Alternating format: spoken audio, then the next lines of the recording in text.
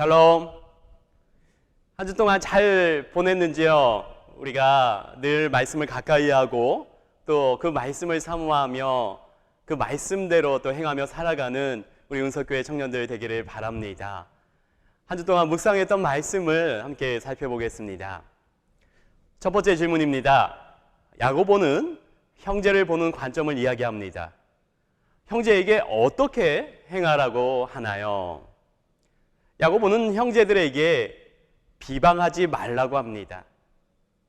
혹시 첫 번째 질문에 답을 하면서 자신의 모습을 돌아보았나요? 그런데 저는 이 질문에 대해서 묵상하면서 저 역시 연약했던 저의 모습을 많이 돌아보게 되었습니다. 때로는 정의감을 갖고 또는 의로운 척 남의 이야기를 했던 것들이 누군가를 비방하는 모습이었을 수도 있다는 생각을 해보았던 것입니다. 그렇기 때문에 오히려 야고보의 이야기가 더 실제적인 묵상으로 다가오기도 했습니다. 결국 야고보의 편지가 상당히 실천적인 부분을 고려해서 이야기했던 것이라 생각해 볼 수도 있었던 것이죠. 앞서 이야기했던 야고보의 이야기를 다시 생각해 볼까요? 야고보서 앞부분에서 혀의 사용, 즉 말의 사용에 대해서 말했던 적이 있습니다. 비방하지 말라는 말은 말의 사용 중에서 좀 더 구체적인 부분을 말하는 것과 같습니다. 즉 형제를 비방하지 않음으로써 이웃사랑에 대한 모습을 나타낼 수도 있다는 것입니다. 아마 예수 그리스도를 믿음으로 고백한 형제들 사이에서도 서로를 비방하는 일도 있었던 것 같습니다. 그렇기 때문에 실제적인 행동의 모습으로 야고보가 이야기하고 있는 것이죠. 결국 이 모습이 앞서 말했던 겸손을 나타내 보이는 모습이기도 한 것입니다. 나는 남을 비방하는 것이 아니라 주님 앞에서 자신을 더욱 낮추는 것입니다. 우리가 이 질문에서 생각해 봐야 할 것이 있습니다. 다른 사람을 비방한다는 것이 어떤 것일까 하는 것입니다. 야고보가 말하는 것은 누군가를 험담하는 것일 수도 있고 거짓말하는 것일 수도 있고 심지어 욕하는 것일 수도 있습니다. 즉 이런 모든 경우의 말들은 다른 사람의 명성을 무너뜨릴 수도 있습니다. 우리는 잠깐 남의 험담을 하는 것이 사소한 일처럼 느껴질 수도 있겠지만 이로 인해서 비방받는 사람은 큰 충격에 빠질 수도 있습니다. 그렇기 때문에 그리스도인들의 관계에서 더 넓게 공동체를 또 무너뜨릴 수 있는 모습이라는 것을 인식할 수 있기를 바랍니다. 두 번째 질문입니다. 야고보는 미래를 보는 관점을 이야기합니다. 우리의 인생을 무엇에 비유하나요? 야고보는 14절에서 내일을, 즉 미래를 이야기하면서 우리의 모습을 잠깐 보이다가 없어지는 안개에 비유합니다. 우리의 삶이 길어 보이고 우리에게 주어진 시간이 많은 것 같지만 어쩌면 잠시 세상에서 살다가 삶을 마감하는 짧은 시간이 될 수 있다는 것을 이야기하는 것입니다. 세상을 살아가는 우리들의 입장에서는 우리의 삶이 불확실할 수도 있다는 것으로 받아들여질 수도 있습니다. 하지만 야고보는 오히려 잠깐 보이다가 없어지는 안개 같은 우리의 삶일지라도 우리를 향한 하나님의 계획을 성취하는 그런 삶을 살아가야 할 것을 이야기해주고 있는 것입니다. 전도서의 저자가 세상의 것들이 헛되다고 고백하며 결국은 세상을 창조하신 하나님 안에서 살아가는 것이 우리 삶의 목표가 되어야 한다는 것을 말했다는 것을 다시 한번 생각해 보게 됩니다. 우리는 주위의 어르신들에게 자주 듣는 말이 우리의 삶은 금방 지나간다는 것입니다. 그렇기 때문에 청년의 때에 더 하나님의 말씀을 따라 살아야 한다는 교훈의 말씀을 전해주는 것입니다. 과연 누가 내일을 쉽게 장담할 수 있을까요? 누구도 쉽게 장담할 수 없을 것입니다. 그렇기 때문에 더욱 겸손히 우리의 연약함을 인정하고 주님께 나아가야 하는 것입니다. 하루를 살아도 하나님께 더 집중하는 삶을 살아가야 하는 것이 우리의 삶이라는 것을 고백할 수 있기를 기대합니다. 세 번째 질문입니다. 형제를 비방하고 판단하는 것은 율법의 재판관이 되려 하는 것이라고 합니다. 야고보가 이와 같이 생각하는 이유는 무엇일까요?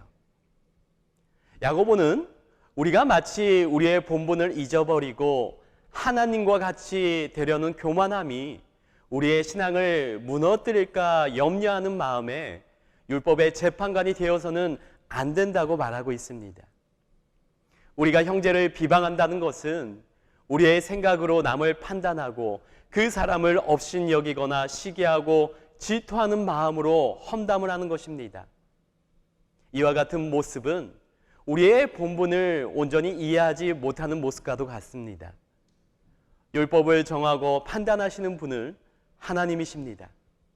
그런데 우리가 누군가의 모습을 판단하고 비방하는 것은 마치 하나님과 되려는 것과 같습니다. 그렇다면 우리의 모습은 어떠해야 합니까?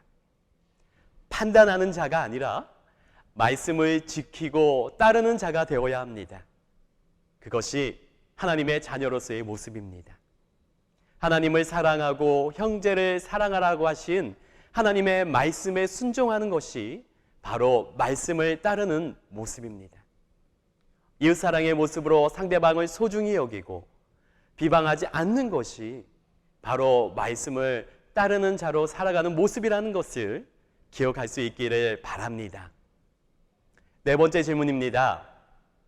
16절에서 허탄한 자랑을 한다는 것의 의미는 무엇일까요? 야고보가 말하는 허탄한 자랑이란 미래에 대한 장담입니다. 즉, 미래에 자신의 삶을 확신하는 것입니다.